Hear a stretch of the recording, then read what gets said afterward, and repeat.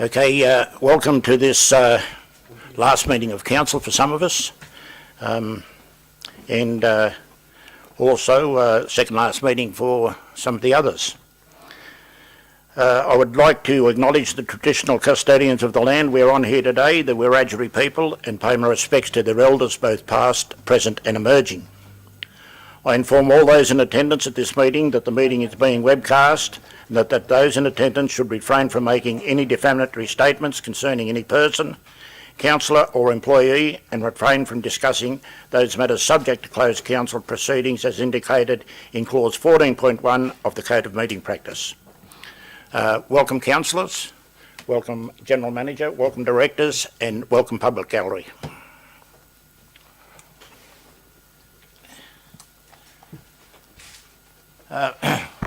Just before we start, I'll just ask Mr McGrath to elaborate on the health orders of mask wearing and so forth. Thank you. Yeah, thanks, Mr Mayor. Well, as you can see, I've removed my mask, which is permitted under the arrangements that the OLG have informed us about. So if you're speaking at all, you're allowed to remove your mask, but it needs to be replaced. If you're drinking or eating, obviously pretty difficult to do without a mask. And the other issue is that everyone who's in this room needs to be double vaccinated, and we've checked all the public. They've very kindly cooperated with that, and the public gallery needs to be spaced at 1.5 metres between people. So that's why the chairs are turned around the way they are. Thanks, Mr McGrath.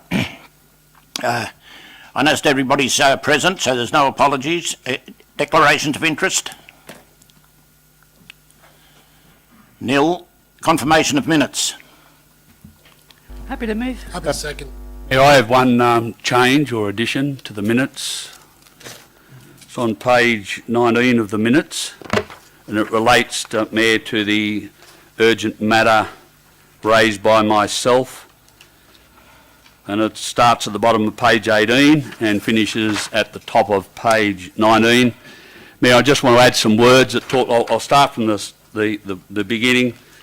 We resolved the Mayor and General Manager engaged with State MP Paul Toole and Federal MP Andrew Gee as a matter of urgency to find out the detail of the support being offered to the community in relation to the decision being announced by Minister Keane, State Treasurer, regarding the 2050 net zero emissions target. I didn't only talk about the State Treasurer, Mayor. I spoke about, at that time, the Federal National Party making a decision on that Sunday before it. So if I can add the words at the end of decisions being announced by Minister Keane, State Treasurer, and the Federal Coalition parties regarding the 2050 net zero emissions target. That's what I spoke about. I didn't just speak about the state, and you can see us talking about meeting with the state MP and the federal MP. Thanks, Mr McAndrew. I'll put that to council with those adjustments. Those in favour? Those against? Carried unanimously. Commemorations and announcements. Mayor Thompson, I have one. May Doble, Mrs Doble from Portland, passed away yesterday. She's been quite an iconic lady in Portland for many years, involved strongly with the Pensioners Association. She will be missed by a lot of her elderly friends. Thank you. Any others? Mayor Thompson. Oh, sorry. All right. Councillor Tonight's council meeting is at the end of an era. 3 very popular councillors have decided not to stand in the upcoming local government elections. Mayor Ray Thompson, Deputy Mayor Wayne McAndrew and Councillor Joe Smith. Between these councillors we lose 35 years of valuable council experience. Running for council and giving your time to the community for so long is not an easy feat. Firstly, these guys have put themselves out to the public prior to each election. Over this time, people have questioned their integrity, their political alliances and their self-interests. I've worked with all of these men for the last 5 years and I've found them all to have the utmost integrity with only interests of the LGA and the community at heart. Secondly, to go through this process over and over again takes courage. Trolls constantly make up stories to discredit you, to put you down and to cause you mental harm. some of these trolls don't always come from the people outside our small group. And finally, giving your time for the community is a very privileged position.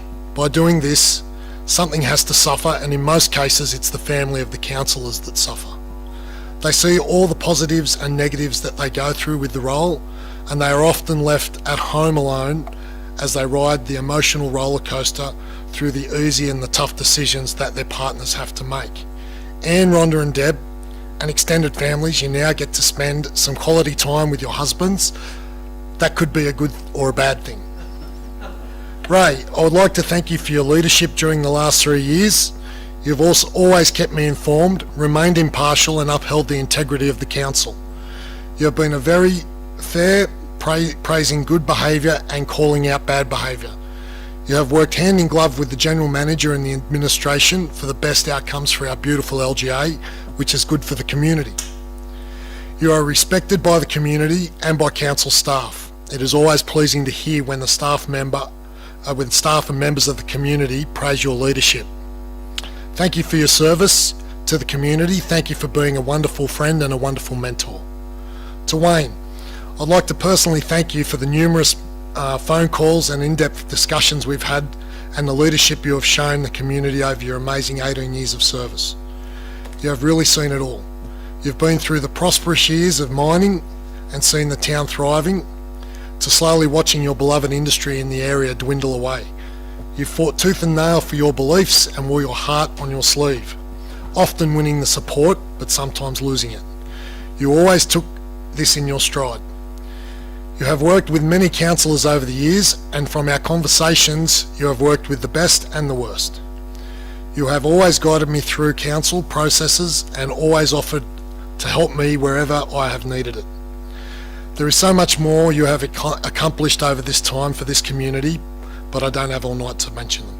Thank you for your service to the community. Thank you for being a wonderful friend and also a wonderful mentor. To Joe, mate, you're a genuine down-to-earth councillor. You understand the real issues for the community, especially Wallerawang and the other small communities in our area. This was your forte. You argued in vain mostly to unite for unity between councillors. You understood that as councillors we need to work harmoniously to get the best for the community. Not always agreeing, but with healthy debate. You always tried your best in this area. Hopefully this can be achieved as part of your legacy. You always brought the concerns of the community to the council and achieved many great outcomes. I've been on the sports committee with you for the past few years, and you have chaired the meetings with passion, knowledge, and I have learned a lot from your guidance. Also, thank you for your service to the community. Thank you for being a wonderful friend and a mentor. And Ray, Macca and Joe, enjoy the extra free time you have with your families. You all deserve it. Thank you. Thanks very much, Councillor Goodman. Generally, I most probably wouldn't allow that, but considering you're saying so many nice words about all of us, is there any... First of all, I'd like to congratulate the young gentleman from Portland, Mr. Blake McDougall, who had the pleasure to ride in the Melbourne Cup. He's an outstanding young bloke, and he's a very highly regarded young jockey, and he's going up the tree, and well done to Blake reaching the pinnacles of his sport, riding in the Melbourne Cup. He didn't win it, but he was riding it. And the second one is, I'd like to send all the best wishes from all the councillors and the council staff to a young gentleman who got hurt very seriously at Clarence Colliery 2 weeks ago. He has suffered 7 or 8 damaged vertebrae. His name's Jeff Fraser. He's a champion young bloke, and he arrived home yesterday. Got a long, hard road ahead of him, but I know everybody would like to send Jeff all the best wishes in his speedy recovery. Yes, Councillor. Councillor Coleman. Thank you. I would like to just mention that Kay Martin, OAM, recently passed away. We might have had our differences, Kay and I, but she was an amazing woman. She was the matriarch of the National Party, and as I said, we may have had our differences, but she was someone to respect and admire. Thanks very much, Councillor Coleman, and I completely go along with exactly what you've said there. She was the stalwart of the National Party, and she certainly made her presence felt around election time. Is there any others? Go, Councillor Goodsall. Yeah, Mr Mayor, this morning I heard from the General Manager at Link, who let me know as the Chair of the Link Board that one of their long-serving board members, Shirley Vernon, passed away this morning, which is very, very sad. She's been on the Link Board for many, many, many years and contributed a lot, really unwell the last couple of years, so she hasn't been able to attend, but we had regular visits and tried to update her with what was going on at Link, and yeah, very sad time, so I'd like to pass on my condolences to her family. Yeah, thank you very much, Councillor Goodsall. Okay, we move to public forum. Is there anybody in public forum that would like to speak to any items on the agenda? There is no mayoral minutes, so I'd just like the General Manager to make a statement about our auditor, if he would, please. Thank you, Mr Mayor.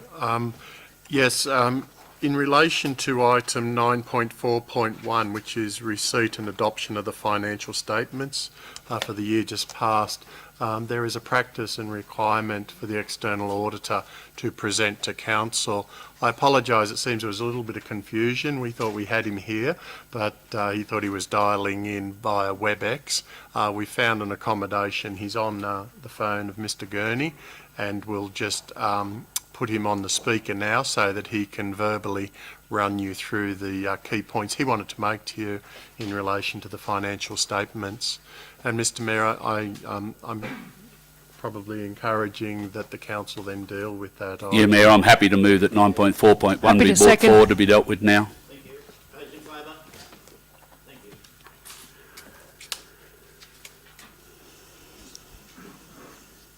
you. I'll introduce Gabriel Faponle. He's an associate partner with Crowe Australasia, who are Council's contract auditors acting on behalf of the New South Wales Audit Office. Gabriel will provide councillors with a presentation on the audit of Council's 2021 financial statements, and Gabriel will be able to take questions following his presentation. So I'll work through Gabriel's presentation. We'll just see how this goes with the phone. Are you with us, Gabriel? Yes, I am. Thank you, Ross. Can you hear me clearly? Yep, seems to be working. All right, thank you. Good evening, Mayor and Councillor and General Manager and all the executive team and ladies and gentlemen. It's so sorry that I think there was a bit of confusion between whether I was dialing in by WebEx or I was going to be there in person. A bit far away from you guys. I think about 3 hours drive for the other part. Otherwise, I would have jumped in the car and start coming. But by the time I get there, I'm sure you guys will probably pack up and go home. My name, like Ross mentioned, my name is Gabriel Faponle. I'm here just presenting the. Can you hear me? Sorry. Would it help if I was at the other?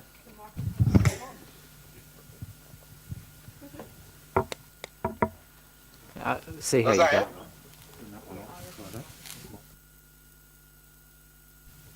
Sorry, Gabe. Do you want to try again? To keep going? Call, please. Does that help? Is that better? Is that better? Yeah. Okay, we're right. All right. I have your presentation here, Gabriel, and I can move through it. No problem. So if you please just want to put it on the third slide, which is the audit overview. So just begin by just mentioning that I'm presenting the general purpose financial statement, which has been audited as required by the Local Government Act, which everybody is aware of. And I'm pleased to say that we have issued or modified audit opinion on the financial report. And what that means is that you guys have gotten a clean financial statement as per what has been reissued by the audit office. There was no significant issue nor observation identified during our audit of the council financial statement. So some of the slide I've gone on there, it's just sort of mentioned about the key audit risk, what we've done, where we've identified them. And I'm going to be talking through those areas as well. And in terms of the compliance legislative requirement and some recommendation for improvement, which we sort of will provide that in detail to the council as per our engagement with them as well. Ross, if you just take to the fourth slide, please. Yep. Please let me know when you couldn't hear me. Fourth slide number 4. Yep, we're on it. Yeah, fourth slide. Yep. So as far as at the beginning of the engagement, which is beginning of the year, we had a meeting with the council, with management, which is involved Ross and Neil. We sat down with them and go through which area are we looking at, what are the key risks that they also perceived as well, and what can we do, or how do we intend to mitigate those risks. As part of that, we formulate what we call annual engagement plan. In our annual engagement plan, which the council, I believe, has shared with the Audit Risk and Improvement Committee already, some of the issues here that are put as a key issue and risk are part of what was identified during that process. So what I'm presenting to council is to give the council the update of how we've tested those risks to get some assurance over them as well. So the first risk we have there is assessing the fair value of the high PPE. As all the council and the council will appreciate that the biggest asset on council financial statement is the infrastructure, property, and plant and equipment. So we usually assess that to make sure that it's not being overstated. And the only way we look at it is making sure that the asset, the value on the financial statement represents what it's meant to be. And there's no assets being listed there that actually not worth what it's being recognized or disclosed on financial statement. So we some of those assets which is related to PPE and other assets related as well, like in other infrastructure like swimming pool, we sort of look at those and assess them, get assurance from the management as well by providing some other further document for us. And at the back of that, we can say that we've done enough to gain assurance that there is no impairment on those. The next slide, please, Ross. Okay. Yep. The other area key risk we have is the revaluation of IPP as well. As part of our engagement plan that we did at the beginning of the year, 2 major asset classes were identified as areas that council want to revalue during the year. So under the accounting standard provide that the assets need to be revalued. It depends on the classes of them. Each 5, at least minimum 5 years. For some council or some other organization will do it every 3 years. But in between that period, the council is required to ensure that they do a fair value and internally assessment of those assets as well. But in terms of these 2 asset class, which is bridges and swimming pool, council actually gone out and engaged an external valuer to conduct the valuation. And as a result of that, we have an increment to the bridge, which is about 2.8 million approximately. And as a part of our testing as well, as part of the review, we also discovered that there was a duplicated asset of swimming pool, which it's not material in the context of our audit, but we just had to note that, which we've also included that in our closing report to the councils as well. So that was worth about 240K. Next one, please, Ross. Okay. Yep. You're right, Gabriel. Thank you. The next one is on quality and timeliness of the financial reporting. I guess this one came to light. We had it last year as well, as the audit office, New South Wales Audit Office took over the council audit. Some of the issue that was being encountered is actually preparation of financial statement in timely manner, and a lot of issues that occur. It's not necessarily to legal counsel alone. This actually in every council I've seen in their annual engagement plan, they've actually incorporated this into every council that I've seen. So this is not peculiar to legal counsel. It's just to encourage counsel as well to say that things are done in timely manner as well, and to sort of speed up when this financial statement is being prepared. So the council should not take this as just maybe it's an issue or peculiar risk to legal city council alone. It's not a general council issue that we find that we thought it should be on there to just work towards achieving this goal. And there's been a significant improvement to legal counsel financial statement process this year. There's a lot of improvement compared to what has been before. And I think if the councils are aware, there's still a lot of councils that actually haven't lodged their report yet.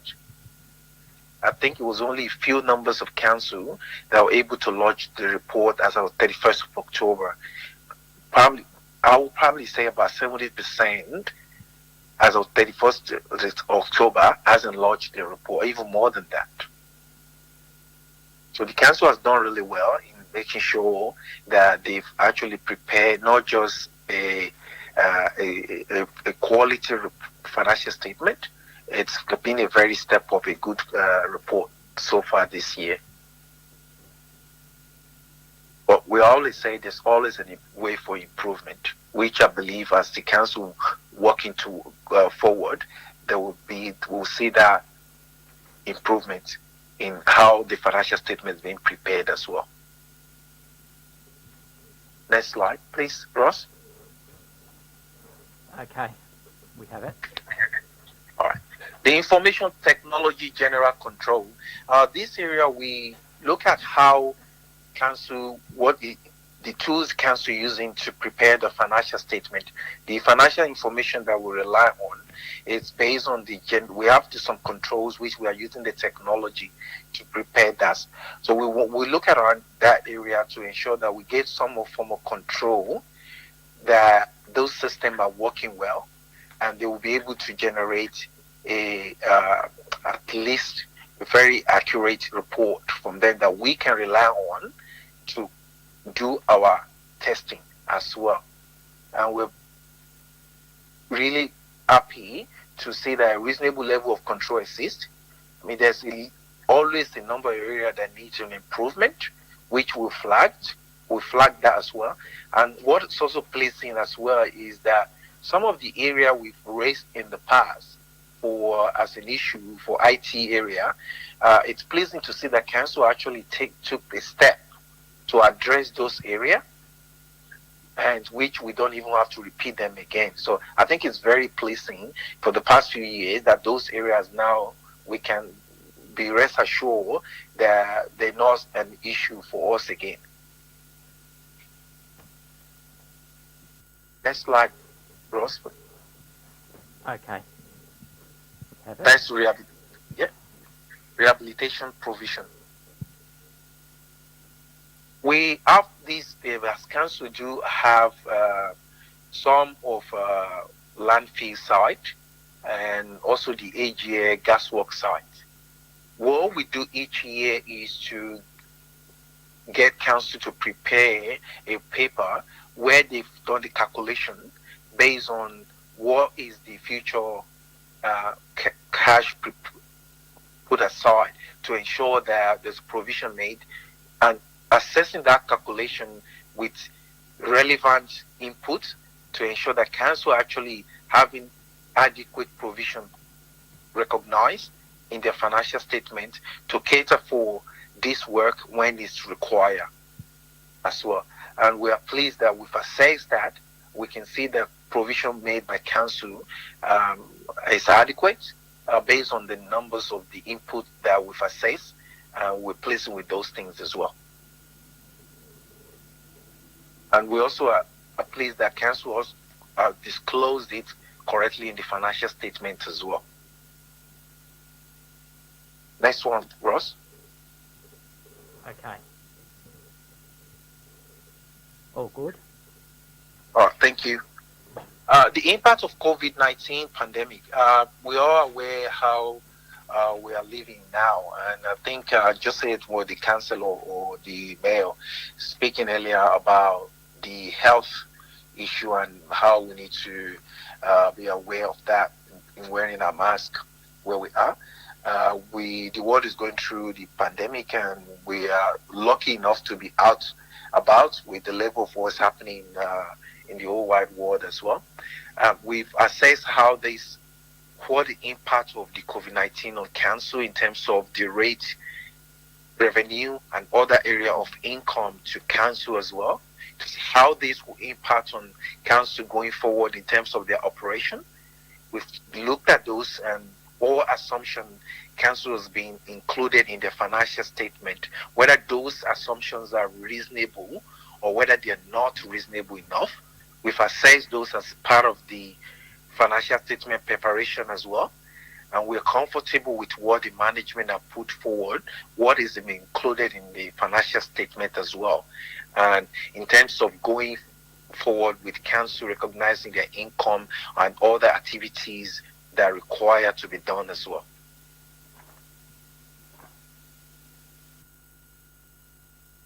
In the next slide, Ross. Okay. Overall, when we look at the recommendation this year, one area of improvement is on governance, which has to do with the contract management, which we've raised with the council during the interim. Some of these recommendations that I've included here are already been raised. I think 4 of them is already been raised at the interim period. Only 4 is new to the year end, which will be issuing the final management letter to the council as well. Before end of this month, or by end of this month, we should issue the final one to the council. I just quickly want to go over touch on, which is not on the slide, Ross, the report of conduct, the audit. I just quickly want to go over that, just mention a few things as well. So in regard to the financial statement, in terms of the income, as you guys can see, the council rate revenue was consistent to prior year. In terms of the grants and contribution income, this has been, I think it was about 3.3 million higher than the prior year as well. And overall results from continuing operation this year was slightly higher compared to last year. And this was as a result of that income that I mentioned before. And also there was a decrease in the borrowing cost in this year. And I think the decrease in borrowing cost, that could be factored into 2 things. One is the interest rate as we are aware. And also when we do the calculation for the provision for the rehabilitation that I mentioned earlier on as well, because of the discounts factor that we use, which is a lot lower than what it should be for, that sort of reduce that impact of that borrowing cost as well.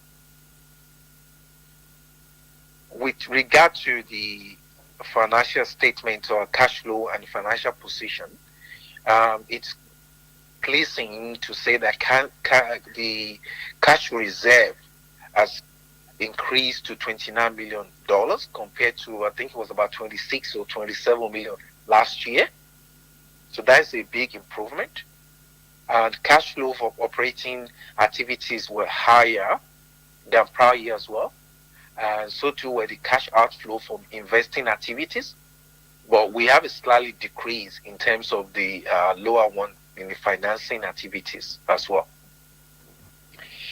With regard to the performance in terms of what every council get measured on the performance measure and benchmark for council.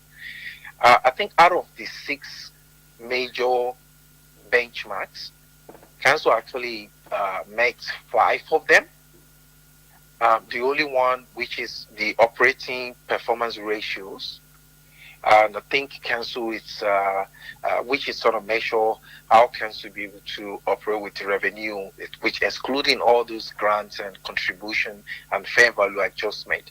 Council is a bit lower than what the OLG benchmark is, with sort of stating at the negative 2.19 as part of that.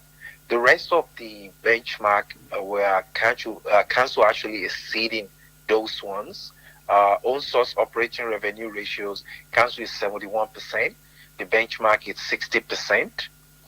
Unrestricted current ratio, it's 1.5 times as per the benchmark, and council I think we're over that as well.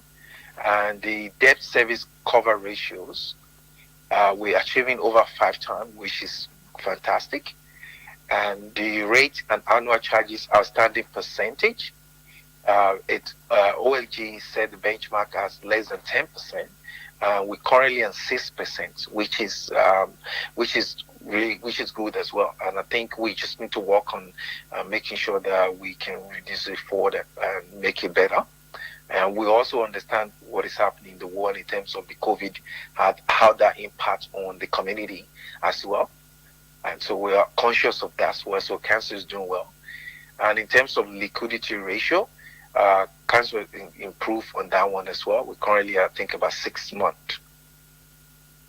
So, and in terms of infrastructure with the IPP, council have actually spent about 13.9 million in additions or renewal of assets in the 2021 financial year. And the revaluation, like I mentioned before, that resulted in about 3.8 million as well. So all in all, I think council in a better position compared to last year in terms of few other issues as well. And just finally, I just want to thank the council strongly supporting the audit process. This will conclude my end of my presentation. If there's any question, please don't hesitate to ask. And if I cannot answer now, I'll take it on notice and get back to the council.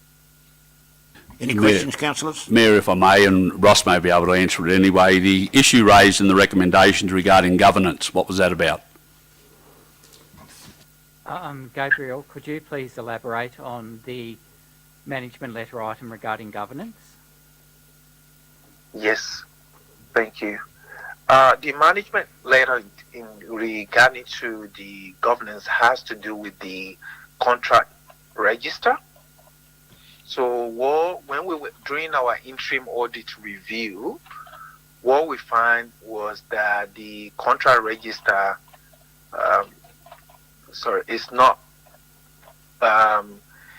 There's a centralized contract register for goods and services, which what we look at is anything over $150,000 in requirement to local government acts. So what our view is that the contract is not maintained regularly. Not that the council doesn't have a register, council do have a register, but that needs to be maintained regularly, make sure that it's updated regularly. Yeah. And Gabriel, you're satisfied that we've addressed that one now? That was one from the interim letter.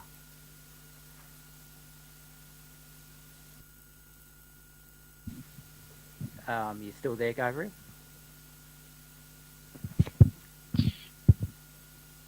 Any more questions? Or can you just wait?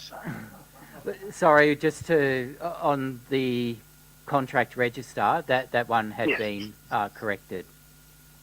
Oh, so the contract register has been checked again. The last time we were there, and the same council is updating it regularly. But in saying that, when we come to 2022 audit, we will take checks to make sure that it's being continuously monitored as well. Okay. Any other questions for Gabriel? Okay. Thank you for your time, Gabriel. Thank you. Thanks for having me. Okay, thanks. Mayor, happy to move the recommendation, the 3 Happy points. the second.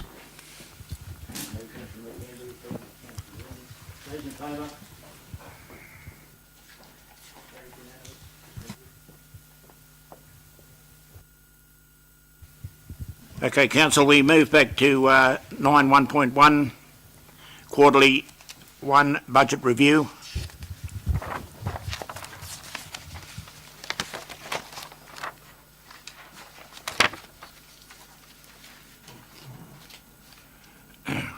Mayor, happy to move that as well. Happy the second. Councillor McAndrew. Do you want to speak to that, Councillor McAndrew? Just very briefly, Mayor, the report's satisfactory.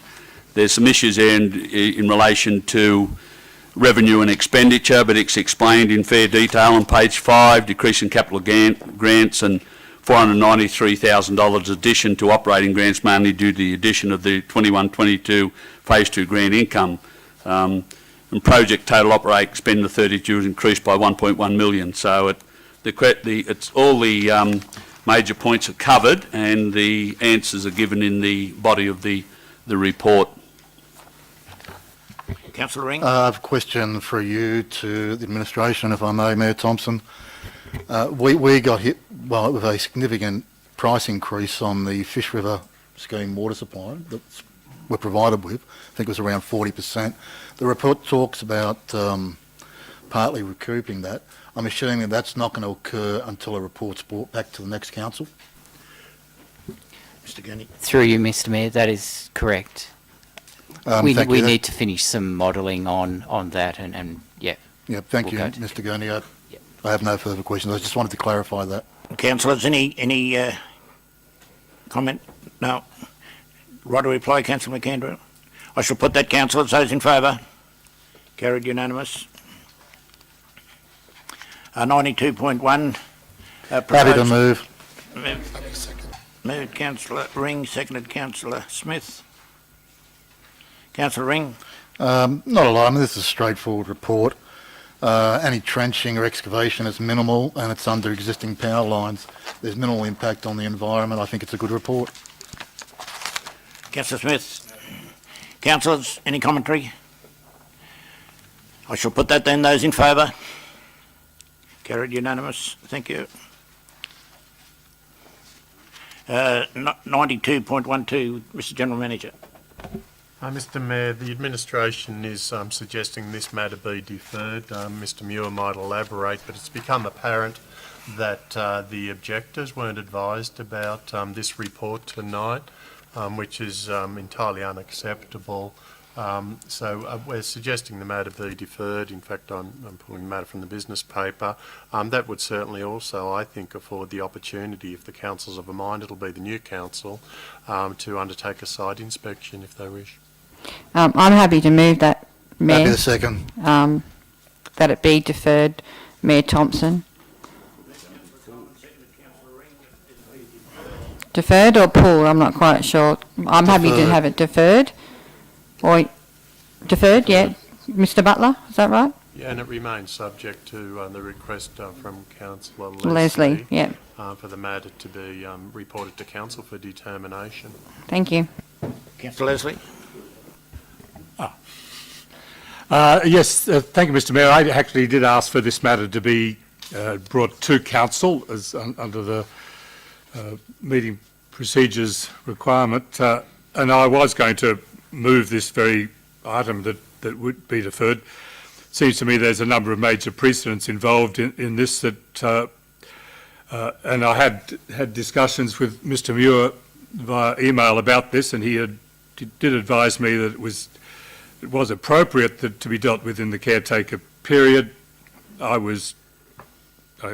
accept that advice as being true. I still, however, was concerned that a number of precedents would have been needed, and I thought that therefore that's what I would have wanted to move to the next council meeting. So I'm very pleased that perhaps for reasons that are beyond the control of everybody, that such an event is going to happen anyway. So that's that's excellent. Thank you, Councillor. Councillor Ring. Yeah, just to follow on that from Mayor Thompson, consistent with what we've done with all items that have been called in, we've undertaken site visits. Given this has been called in, we should actually go, well, the next council should go out and physically inspect the site. Fully concur, yes. Okay, right, a reply?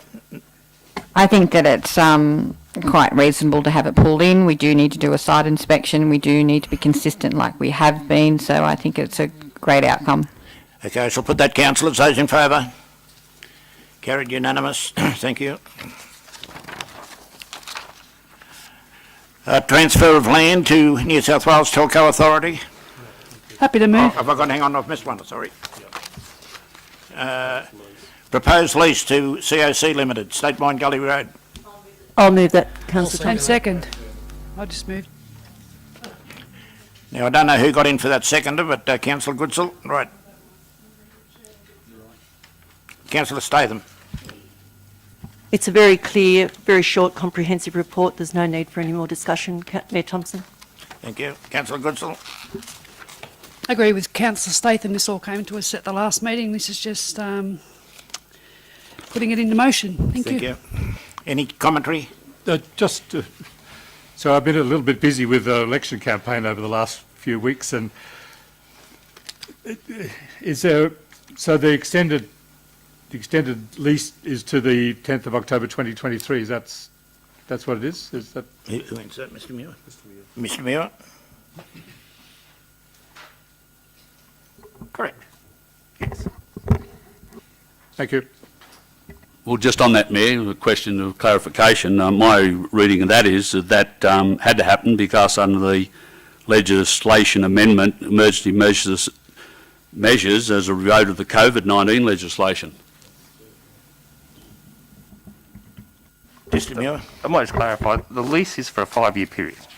The lease itself is for a 5-year period. What the extension of 2023 is relates to the alteration to legislation as to the lapsing of a development consent. So that has been extended, but what is proposed in terms of the lease is actually a 5-year lease. Happy with that, Councillor McKendra? Well, now I'm confused. So 5 years, it's gone from 21 to 23, so 5 has gone to 7, or it starts again, or what? Set aside the lease from the requirements of the Environmental Planning and Assessment for the consent. Set that aside. The lease is for 5 years. Okay, thank you. If no more commentary, Councillor Statham, right, a reply? No, thank you, mate. Okay, I shall put that, councillors. Those in favour? Carried unanimous. Thank you. Transfer of land to New South I'll Wales. move that Telco. way. Thank you, Mayor Thompson. Move Councillor Statham. I'll second, Mayor. Seconded Councillor McKendry. Councillor Statham. Oh, very simple. The authority has to come from the General Manager. The site is presently classified as community, which restricts the council from the sale of the site. So I think it's pretty straightforward. Thank you. Thank you. Councillor McKendry. The recommendation 1 is extremely important, and I just read it out. Council agreed to transfer the lot to the New South Wales Telco Authority on the basis of the Land Acquisition Just Terms Compensation Act 1991. As I understand in talking to the GM, if we don't do that way, that's the least costly way of transferring this land. Yeah, very much so. Any other way ends up with council having to pay a lot of money. True. Any other commentary, councillors? Mayor Thompson, I've got a question, if I may. The relationship with councils and RFS is fairly complex, particularly with ownership of assets. A lot of the assets that they technically own are on our books for depreciation. With this transfer, is this going to be taken off our books? Or are we going to be stuck with the depreciation? We haven't got a lot of on our books, have we? Yeah, once the land is transferred, absolutely, it will be off council's books. That's correct. Thank you.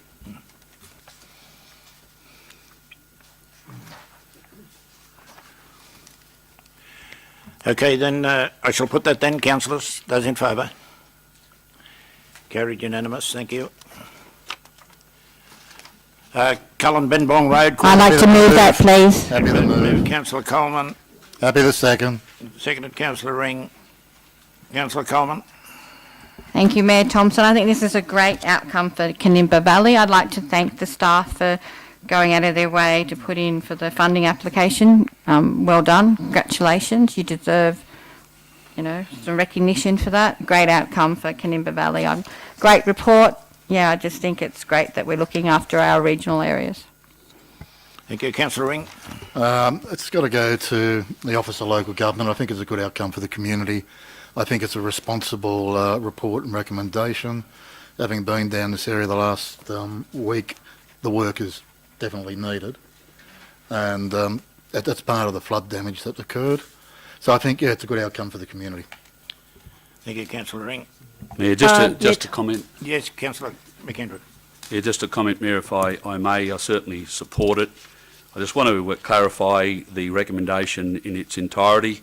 1 and 2 talk about, one talks about council accept the quotation for the reconstruction of the causeway over Cullenbenbong Creek on Cullenbenbong Road with a 300,000 grant funded budget for construction to commence as soon as practically possible and subject to prior approval from OLG or the Minister. And 2, due to Council's caretaker role, endorsement be sought from the OLG for the Cullenbenbong Causeway replacement project to proceed immediately due to the urgent nature of the works. I've been advised by the GM that even in the caretaker role, the caretaker period, we do have the right to make emergency and statutory decisions. So what I understand from the recommendation is, 1, we'll seek approval for the $300,000 grant, and number 2, we'll also seek approval for it to proceed immediately.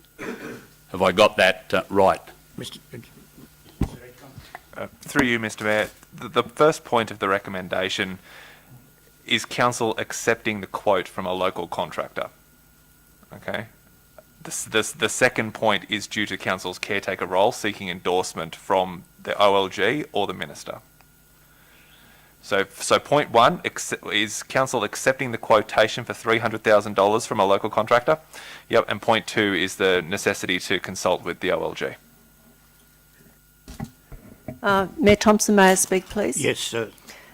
Here you've got, due to urgency, 1 quote was requested. Why only 1 quote, please? Mayor Thompson, through you to Mr Edgecombe. Mr Edgecombe. Thank you, Mayor Thompson. The single quote that was sought was due to the very close proximity of that contractor to where the work was being completed. So, for example, if we're purchasing road base, it makes good sense for us to purchase road base from the area in which, that we're conducting work. It's cheaper for haulage and all those other sorts of reasons. That same logic, same rationale has been applied here, and it's purely a transport logistics based decision. Thank you, Mr Edgecombe. Also, Mayor Thompson, I believe in the very recent times, in the last couple of weeks, there was an ambulance called down to Canimbla to pick up a very distressed person with a bad back. And unfortunately, they couldn't use the road to come back up. They had to call in a chopper, so it's great that it's going to happen sooner than later. I'd like to see the words local contractor put in point 1 in there.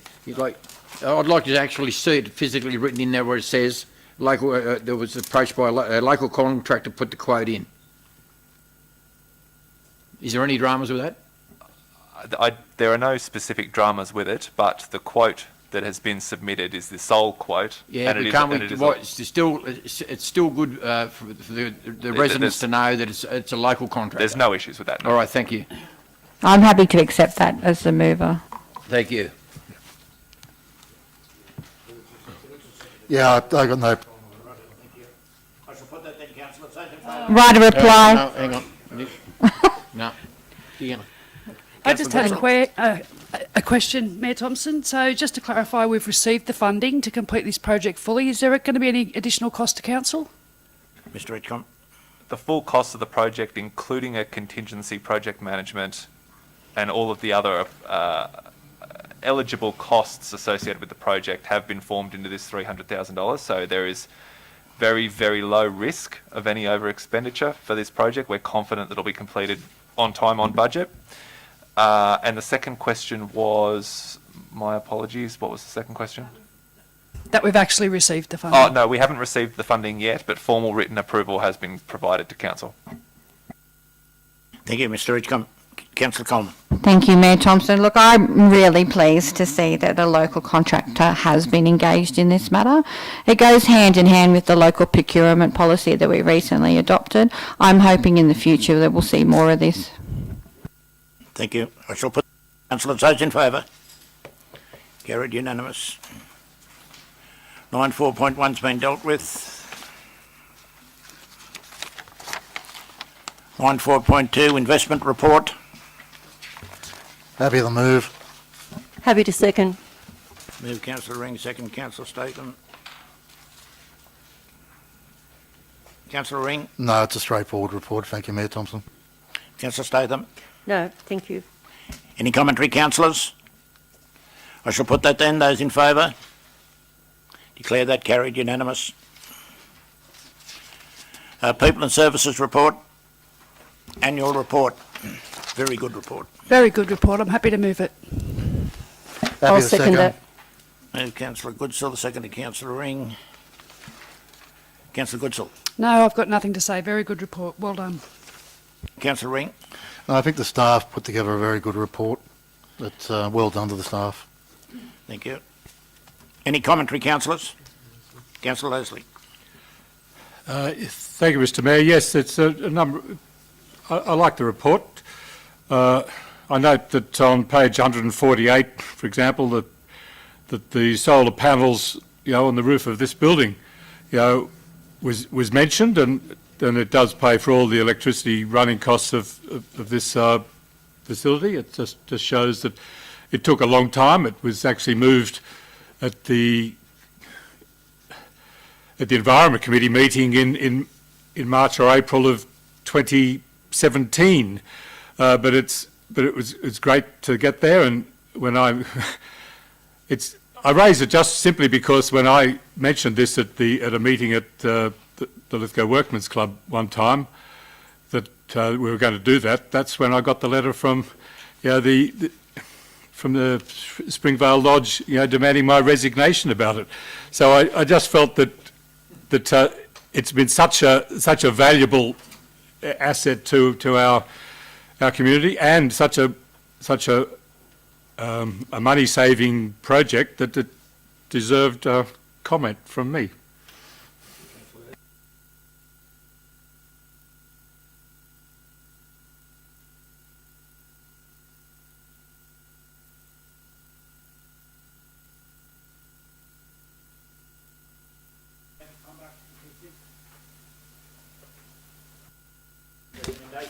Happy to move.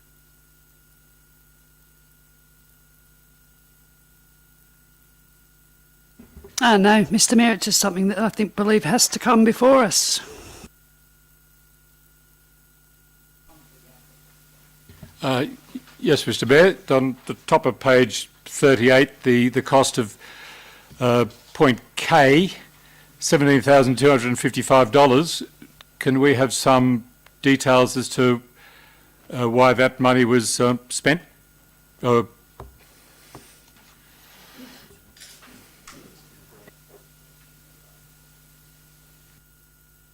Yeah, thank you. Through you, Mr Mayor. That cost is for investigation and or assessment of complaints by an external party. Would that be by Centium, the Centium company? I haven't got the breakdown in front of me, councillor, but Centium was one group that we used. And we can't get any details of the matter that was dealt with? I don't believe I can talk about that at this meeting, no. Mr Mayor, just for the council's information, this report complies implicitly with the regulations, and the regulations and the guidelines are really precise. So virtually you've got a table there to fill out, and you put the numbers against it, and we're fettered in the information that we can otherwise provide to the council. That's the provisions of the Act. Okay, who moved that? Oh, Councillor Goodsall. No, thank you, Mr Mayor. Thank you. I shall put that then. Those in favour? Carried. Unanimous. No, sorry. Councillor Leslie and Councillor Statham against.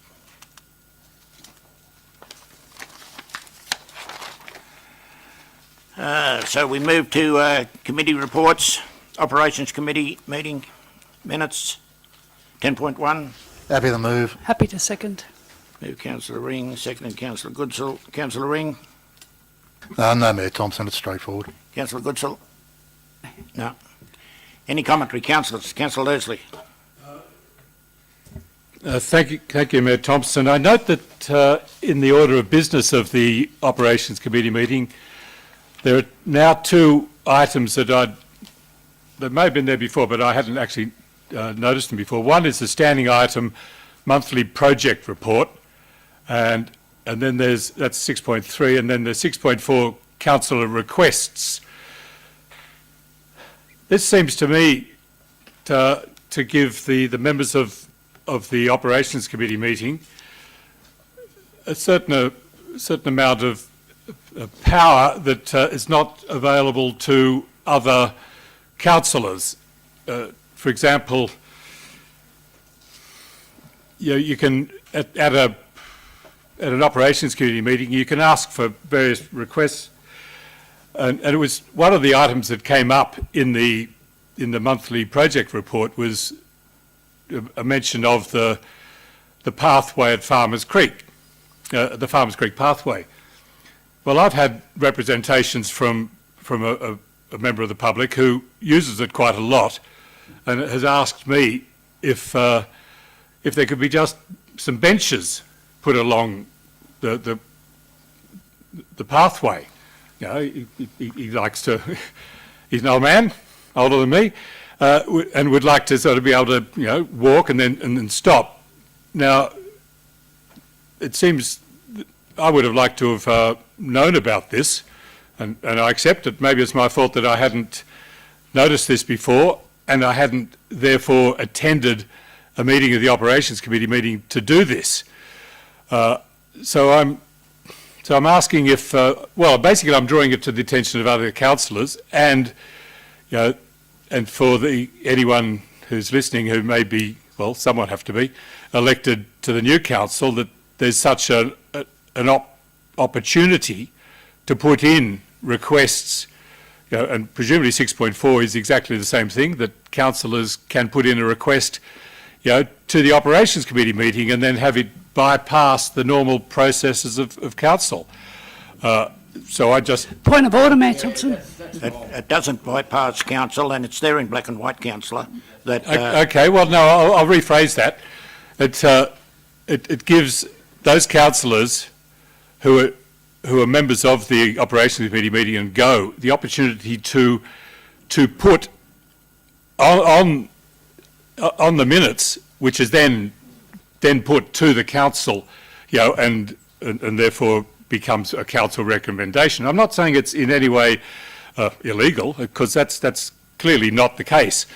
But it is a case where some councillors have, the inside running on this, and now, and it seems an appropriate time to raise it at the last meeting of this council, so that the next meeting of the Operations Committee meeting, will be, there'll be new members of the council, and indeed there has to be at least 3 new members, because 3 of you are not standing for re-election. So I just wish to raise it. I feel that it was something that I should have noticed before, and I haven't. And perhaps, since I have raised it, would it be possible to get a few benches along Farmers Creek pathway for those people who would be, who would benefit from it? Mayor, I need to respond to that. I'm the chair of that committee. I was going to say, I was going to respond to the respect to Councillor McKendry, but go ahead. Look, I'm the chair of that committee. Let me be clear again, and all councillors have been here long enough to know that any councillor at any time can attend any committee that they wish to attend. There's an open door. Up until recently, Councillor Leslie used to attend all the Operation Committee meetings. And if he recalls, at the end of towards the end of the meeting in general business, I would go around the table and ask any councillor, did they have an issue? No different though, you don't have to attend. I've had other councillors raise issues with me, which I've then taken to the Operation Committee meeting. That's been common practice, and as far as I'm concerned, continues to be common practice, not only in that committee, but in many others. Councillor Smith. And I'm also a member of it, and the questions, they're not requests, they're questions we are asked by the ratepayers. And that's what we take to the Operations Committee meeting. And I'm a bit like Councillor McAndrew. Councillor Leslie, you have the option to go all the time. It's not our fault you don't attend, and in no way, shape or form are we trying to do anything wrong. We're there to represent the community and ask the questions that sometimes these gentlemen are too busy to answer, or they're too busy to get hold of. And that's the forum where we ask them. There's no underhanded stuff here. Thank you. Councillor Smith. Right, a reply, Mayor Thompson. Councillor Ring. Excuse me, I'd like to speak, thank you. Councillor Mayor Thompson, look, some of Councillor Leslie's remarks are quite okay. I have learnt over the last couple of months that as the people on, Mr Edgecombe in particular, Mr Muir knows, I put in a lot of councillor requests on behalf of ratepayers and residents.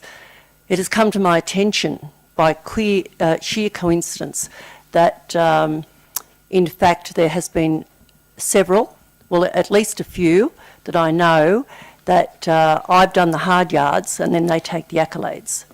So as far as I'm concerned, there are a couple right now. Yes. Right, a reply. The election campaign can start after tonight, Mayor. Exactly. Yeah. Right, Mayor Councillor Ring, Thompson. right a reply. I do. So you're going to allow Councillor Who Statham to finish her statement? put up the point I'm of used to order? them not allowing me to speak. Who put up the point of order? Councillor Goodsall, what's the point of order? I just don't think that it's necessary to say who's, we're a united council, and if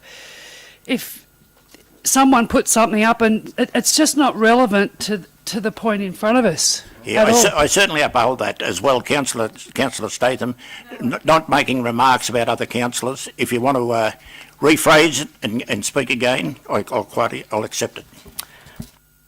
Some of the remarks that I'm going to not retract, maybe change the way I would word them. I didn't know this was going to come up tonight.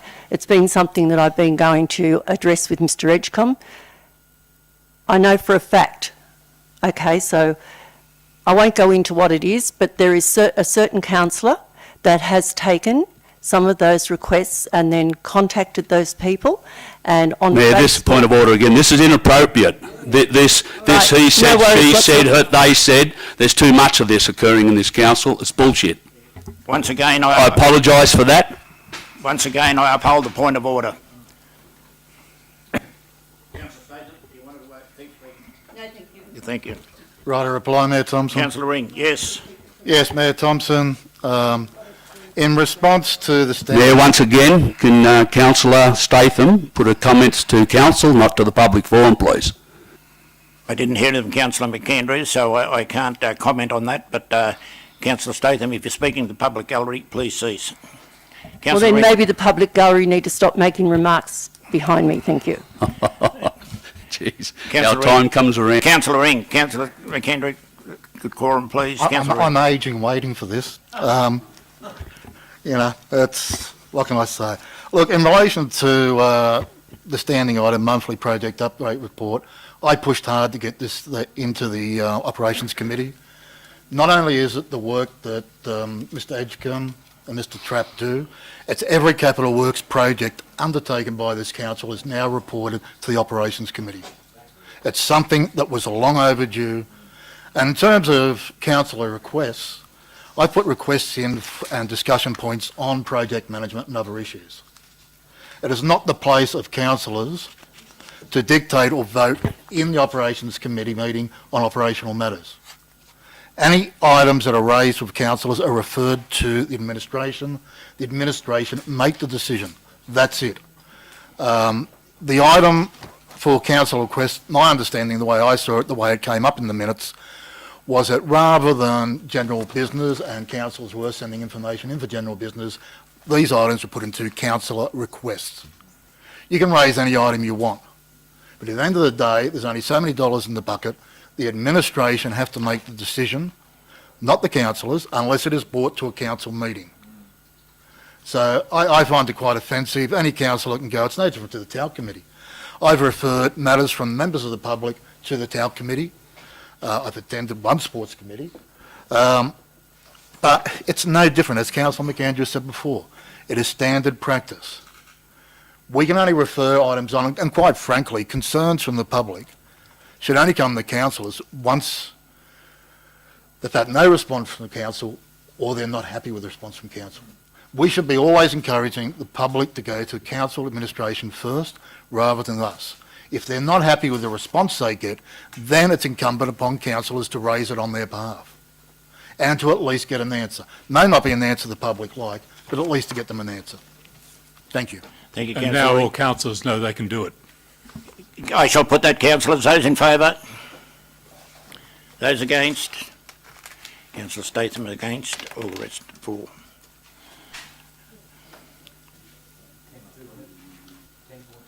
Yeah, I'll move 10.2, Mayor Thompson. Moved Councillor Ring, seconded Councillor Smith.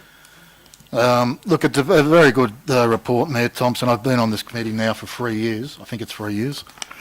I've learnt quite a lot. At times I've been very confused. But it has been an excellent process. It's brought benefit to council. And I have mentioned before that this committee is one of the few in the state that's actually had its act together, terms of reference, and actually done a good job and been acknowledged as such from the New South Wales Government Audit Office. Yeah, very good. That's a very good committee.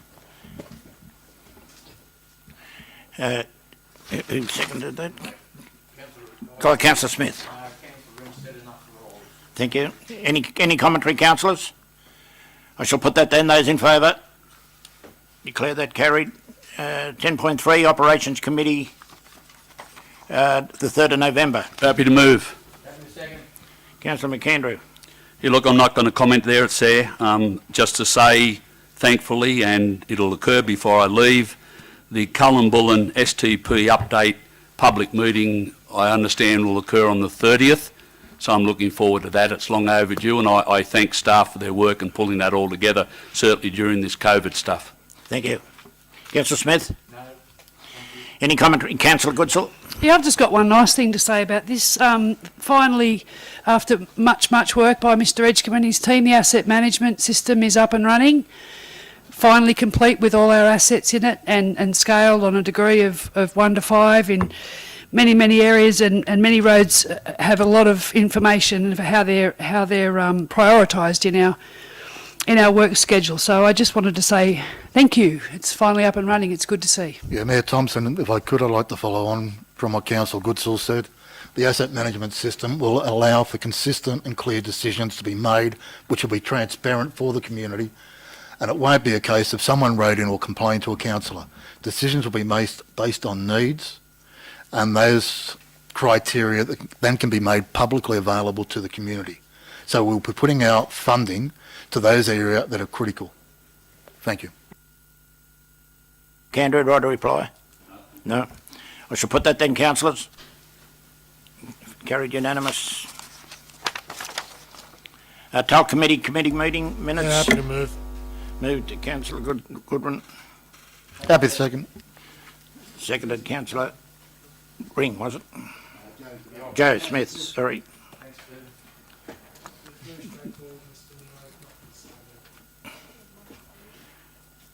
Nothing to say about it, Okay, Mr Mayor. Councillor Smith. No, I'm fine, thank you. I shall put that then, councillors, if there's no commentary. Okay, carried unanimous.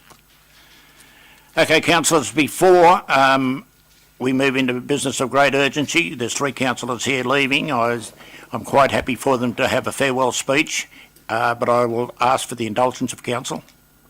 Is everybody happy for the 3 councillors to... Any against? Righto. Councillor McAndrew. And look, firstly, can I acknowledge I'm going to move away from council conduct a bit here and call people by their first names. I want to thank Darryl for his kind words. They're much appreciated, mate.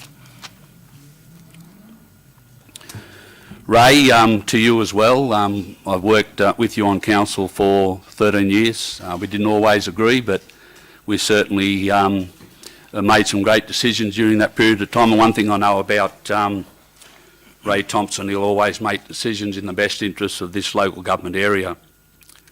Joe, I only worked with you for 5 years. It's a shame you're leaving with us. I would have liked to have seen you continue on. You've in that 5 years, I think Darryl made the comment about people wearing their hearts on their sleeves. You certainly do that.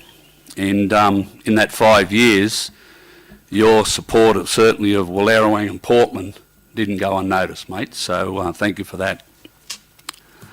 17 years, it's been an interesting time. A lot of issues that have been debated and determined in this very room. I do have a number of regrets, not many. I suppose the thing that's been most hurtful over the last decade, certainly the two terms of the last 2 terms of this council, is the demonisation and the vilification of the power and coal workers. I know there's climate issues, but they can't all be blamed on coal-fired power workers and coal miners. And little thought is given to the men and women that work within those industries, their families and communities who are affected by this. And there's been that effect. It's not 7 years now. 7 years now since the closure of Wang Power Station and the closure of the Angus Place coal mine. Originally a power coal mine that was built specifically to provide coal to the power stations, at that time Wang and Mount Piper. 600 jobs. We've never recovered from that.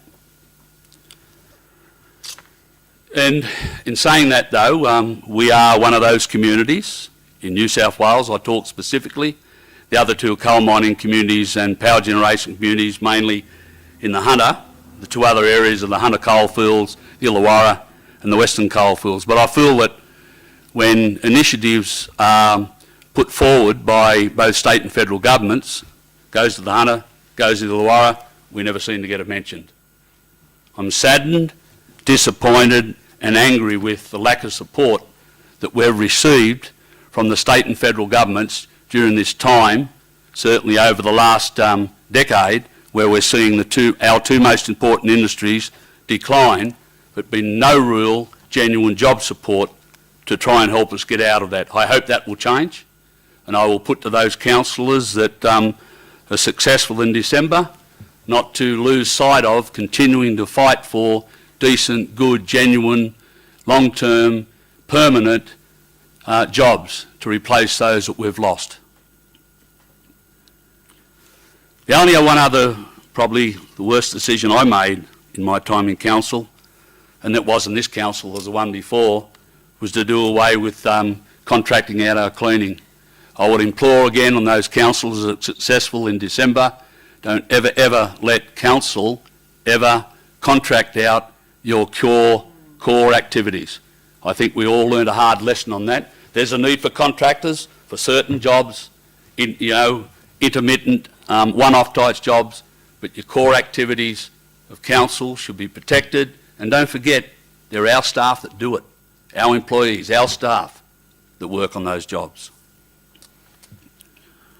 There's been many highlights, and I'll name just a few. The Farmers Creek flood mitigation works, fantastic. In my period of time on council, it's been great.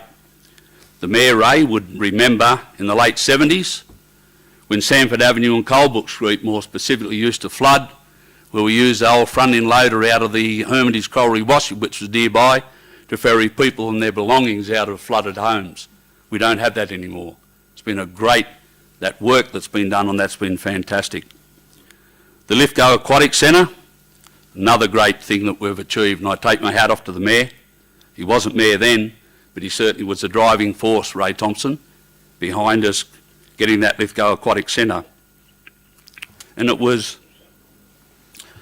really great for me to see it named after the late great Jim Robson, a legend in this community. Green Spot Wallerawang, another great story. Bearing in mind we had to fight for that. Had to fight for that very hard. And if council had not fought for that, I think we would have seen that site demolished. And I thank all the councillors for their strong support during that. Another thing close to my heart, and I'm really happy, is the mental health initiatives that we all pushed from after the 2016 election. There's still a long way to go, but I think there's a lot more knowledge, a lot more understanding of mental health issues in our community.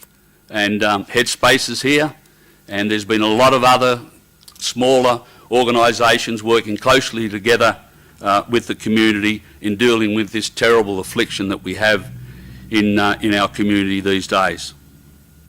Clarence Water Transfer System. Probably I don't know whether there's been anything like this anywhere else in the world. I would expect that I would understand that we're the only place in the world that sources potable water from a coal mine. There's a lot of people that wouldn't like me saying that, but that's exactly what the facts are. And that's what we continue to do, and I know the staff is continuing to work with Centennial Coal to make sure that's enshrined into the future. And I spoke earlier about the Cullenbullen sewage system. I won't be here to see it completed, but it's on its way, and no more deserving community than that of Cullenbullen. I want to talk about our wonderful and hard-working staff. At times, denigrated, at times knocked on about, at times not appreciated. Well, I appreciate them. I think that we have one of the best hard-working staff of organisation that I've been involved in many organisations, and the staff that work here are as good as any of those. So I want to thank them all for their ongoing hard work and commitment to our community and wish them well for the future. I want to especially thank those individual staff members that supported and helped me personally during my role as a councillor and deputy mayor. I won't name them personally. They know who they are, and I am forever grateful. In closing, it's been an absolute honour and privilege to represent this community. We have the best community in the world. Thank you.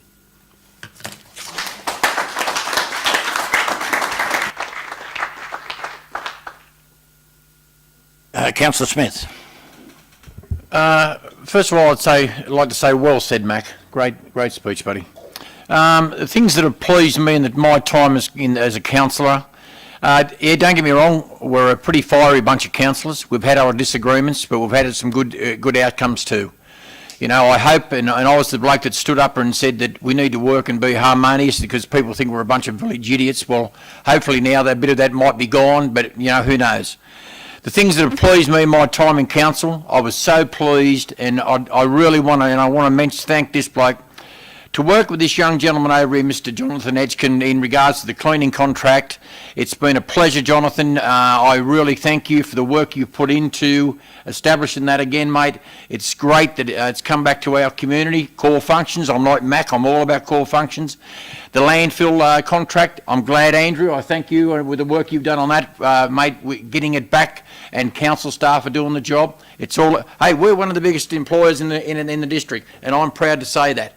I'm like Wayne, I was a coal miner for 30 years and I was in the power industry, and it breaks my heart to see that Wayne Power Station getting taken down. My dad worked on the old unit, number 7, number 8, and poor old dad would roll over in his grave to see that getting taken down. But that's out of our hands and we've got to move on. I hope that Green Spot, and I've spoke to Brett Hawkins on many occasions, I hope that they now start letting the new council know what they're going to put on the table in regards to jobs, because my God, we need them. We need them. I am that frustrated that people just want to see the demise of coal mining and the power industry, the industries that I've loved, and it's gave our community a great lifestyle. When it comes to that, I'm pleased we got 50 million for the Gardens of Stone, but I hope the federal government and state government are watching us today and they come up and say, guys, here's another 150 million to help you transition from coal mining and the power industry. The things I'm pleased to see, and and I love our LGA, but everybody knows, I've always pushed for the little places. I love the fact that we got 2 beautiful skate parks at Wang and Portland. I love the fact we got an adventure playground that it's second to none in our community. And that bump track now, it's great. I am really impressed, and I want the council to really work hard with Green Spot in regards to, I don't want to see Lake Wallace turn into a caravan park, and I hope it never comes, but it's the gem in our area, and we need to look after it. Councillor McAndrew was down there last weekend, had a lovely time with his family, and that's what it's all about. I hope all the council and the new councillors get right behind Lake Wallace, but don't take away from the fundamentals of it. And I want you to fight for the cleaners to stay here, the Henry's, the landfill, keep it within in-house. The thing I struggle with, and I know we're on demand in the outdoor staff, and I hope that the council management work hard to get the numbers back up, because 99% of the arguments we have in our community as councillors is the mowing and potholes. And I can see you smirking, John, under that, but that's what it is. People come to us every day, mowing and potholes.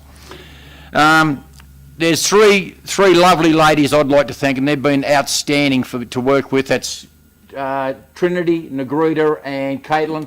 Girls, I love you dearly, and I thank you for all the efforts you have done, and you deserve a round of applause from all these councillors here tonight. So thank you one and all.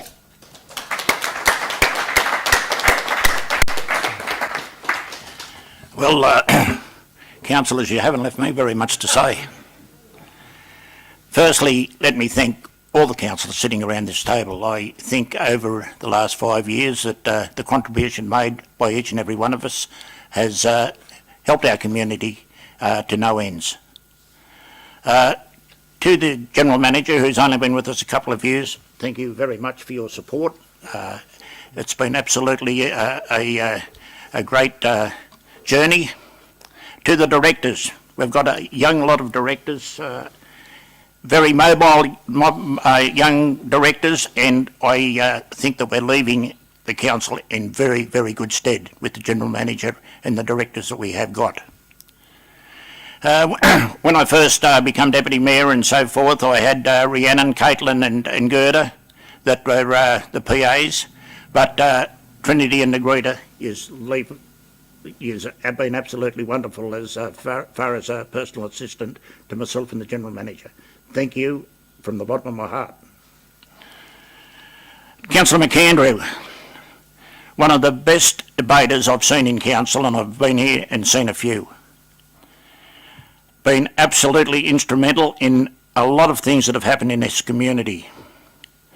Especially recently, the determination you showed in keeping the infrastructure at Wallerawang and delaying the demolition to the end where we ended up with a company called Green Spot, and I know that it will end up being a great park in the future as far as employment and so forth goes.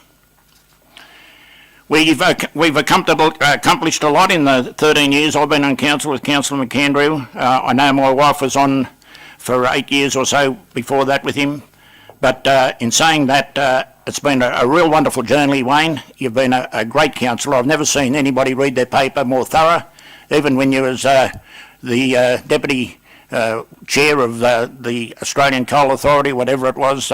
You still got time to read your paper and become, as I said, the best debater I've seen in council, and I really appreciate what you've put forward to the council.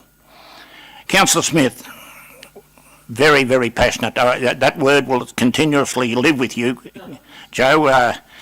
But the amount of things that you got done, Joe, without going through notices of motion and so forth, just little maintenance jobs that you got fixed up around Wallerawang, Portland, little pieces of footpath fixed, here and there, bits of mowing done here and there, and then all of a sudden the towns both started to look like they'd been rejuvenated.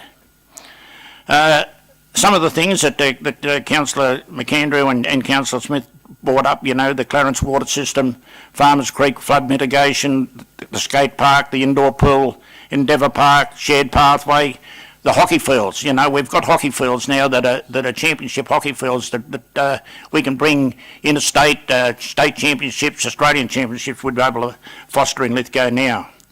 Last couple of years with COVID have been absolutely very, very hard to come by, and we lost one Lithgow show. 2 years of Ironfest, which is our biggest draw card in Lithgow. 2 years of Halloween. You know, we need the new council to get right behind those ventures when the new council comes together, and you know, we need those things starting to get back together.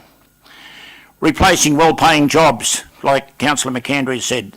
Those jobs that are in the coal mines and the power stations at the moment will be very, very hard to replace. The amount of money that they bring into this town is astronomical, and it will certainly be missed in time to come. I've got to acknowledge a couple of people that have helped me all the time through when I've been standing for council, and I say to Jenny and Steve Lewicki, if they are watching, I thank you very, very much for the help that you gave me. I was one of those guys that would never ever go out and ask for people to hand out for me or those type of things, and if people come up and said, listen, can I help you, I would take advantage of that. So to those two people that always handed out for me, especially in pre-selection, was absolutely great. I haven't got much more to say, only thank you to all of my fellow councillors, to the staff and to all the staff at council. I say thank you very, very much. It's been a wonderful journey. Thank you. The General Manager just like to say a few words. Mr Mayor, thank you. It would be remiss of me not to say a few words to recognise what's been an outstanding contribution by these three gentlemen, and to some extent it has been said, but I just want to lend a perspective from the administration. Joe, I want to thank you. As it's been recognised, you're Mr Wallerawang and Mr Sports, and I wish you all the very best, and I thank you for your contribution during your term. Wayne, it's been a pleasure working with you as a Deputy Mayor. What a contribution, 17 years. As you see, Wayne is very passionate, and he certainly always positions Lithgow as first. He is confronted by change, aren't we all? That's understandable. But he doesn't sit back and bemoan and push back against that, but he uses all of his acumen, his contacts, his connection and his deep experience to help paint a picture for government, not for a handout, but to work with us. We had the most fantastic day walking the corridors of Parliament House recently, and certainly Wayne's connections assisted in us finding our way to the most senior ministers in the opposition to say, you might be hearing about the Hunter and the Illawarra, but this is the place that really needs some urgent attention. So I thank you, Wayne, for everything that you've done. To Ray, well, Ray is everything that a general manager would want in a mayor. He's low maintenance. He's got a strong sense of justice. He's staunchly Lithgow. He's trusted. He's a safe pair of hands. We get any number of inquiries from the media at short notice for a comment. People really are interested, and an international audience even is becoming interested in, you know, climate change is here. We're moving towards a different economy, a different future, but what about these places and how are you guys going with it? And we can always trust Ray to put a very personable view on behalf of Lithgow. Ray's open-minded. He's just as challenged also by the uncertainty of the future and the finite future of power generation and coal mining, but he's been open-minded. He's been very apolitical also. In this seat you can't be political. You've got to work with everybody. So in short, I really want to thank all three of you. I thank Ray in particular. I've worked with a lot of mayors. I've worked with mayors that have gone on to be shadow treasurers in the federal government, and Ray is an exceptional mayor, and he's certainly right up there in that class of mayors that I've dealt with in other places. But I also wanted to recognise the families that sit behind you three gentlemen, and I want to thank those families, your wives, your children and your broader family for the support and for them lending you to us. So thank you very much. Thank you. And I also wish all the councillors that are standing in the election in 2 weeks' time all the very best. To the last part of business of this particular mayor's tendency and business of great urgency. I have one. Yeah. Councillor Cole and then Councillor. Thank you. Thanks, Mayor Thompson. I'm not sure if this is business of great urgency, but perhaps it could be followed up, if you wouldn't mind.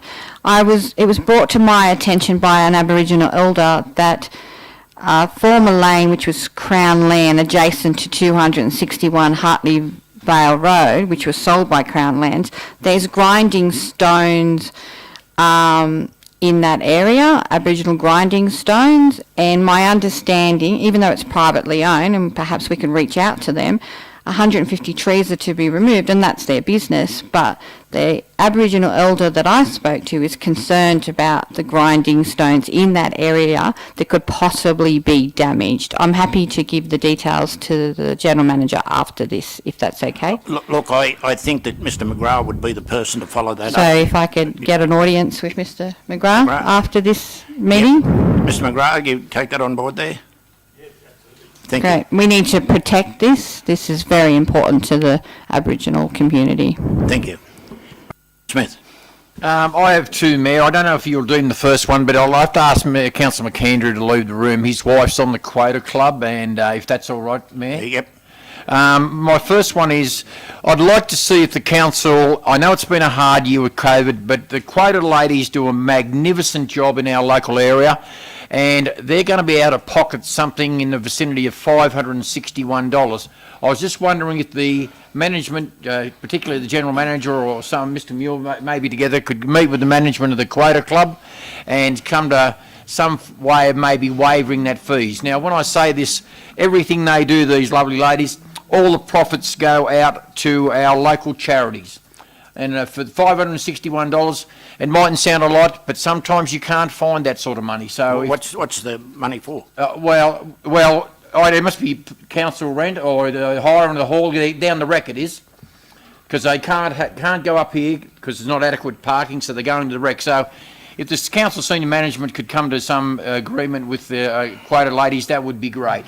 I don't know whether that's... I know that, but I don't know whether that's... Well, the only reason I brought it up, Mayor, was because the Quota Day is the 11th of December, and they will be in care and maintenance. So that's why I brought it up. Well, we're already in care and maintenance. I know, but anyway, you know. But anyway, I shall refer it to the General Manager. Thank you. And they shall take that up. And my second one, Mayor, and I think every... Can I ask Councillor McAndrew to come back in? Yeah, sorry.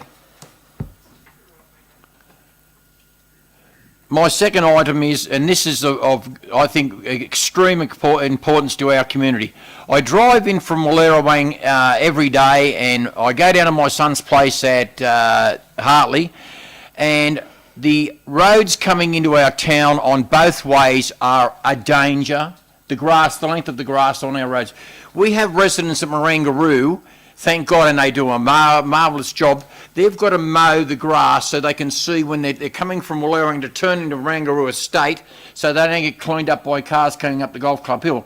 I'd like the management to do is draft a letter to the Regional Minister for Roads, which is our local member, to see if he can increase the mowing from 4 times a year, which is ridiculous in our area.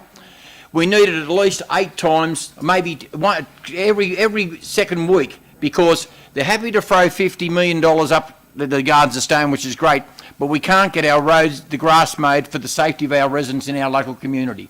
It's an outrageous situation, and we need it fixed up straight away.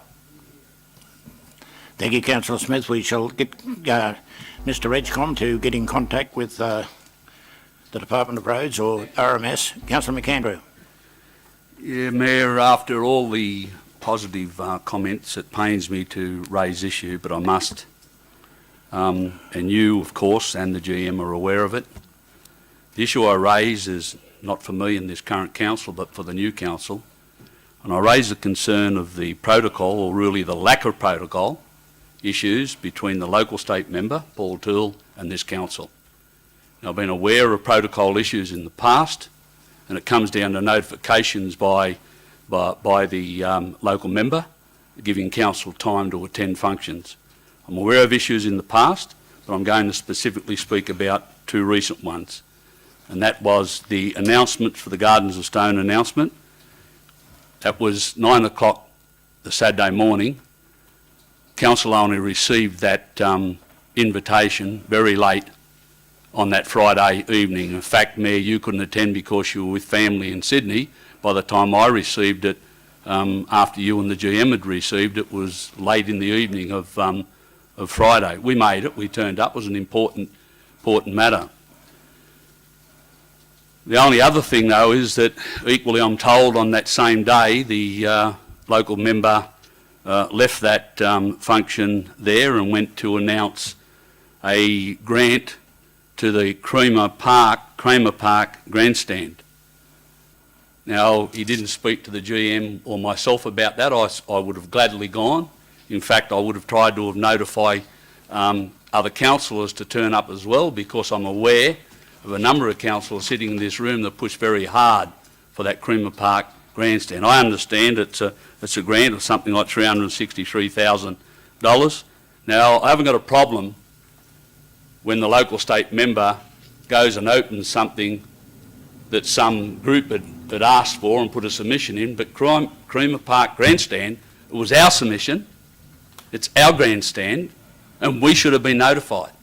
We should have been notified that there was to be a statement, an announcement made. I'm aware that some councillor was aware on the Friday night.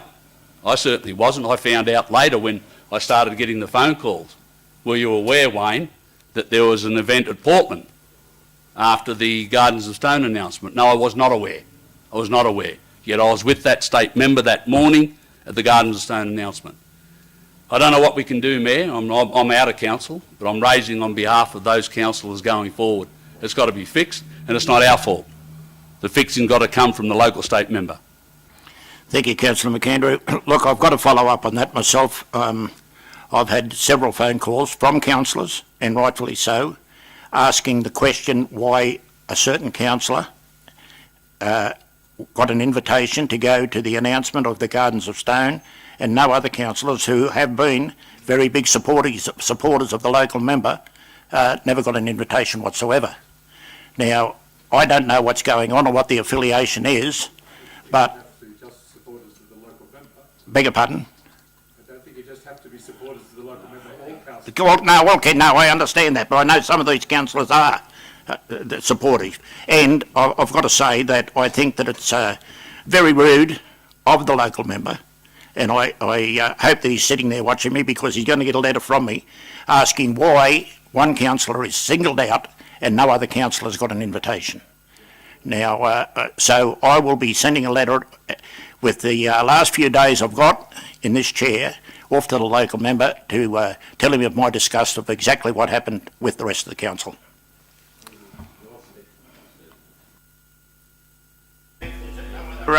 Councillor, sorry. Yeah, I think this is pretty important. And it's back onto the roads again. The road from Portland to Wallerawang and probably to the highway through Barton Street. There's a heap of potholes coming in from Portland towards Lithgow, and some of them are very dangerous. People are swerving around the right into oncoming traffic to miss some of these huge potholes. I think it might be a safety issue if we can either get RMS or council just to inspect them and maybe fill them. I understand that it's raining, and it's going to be raining for a while, and it's going to be hard to fix, but I think we should at least have a look at them, and I think they probably already know, and yep, no worries. Yeah, it just keeps sinking. It's one of those, I think I've spoken to Jonathan before about that one.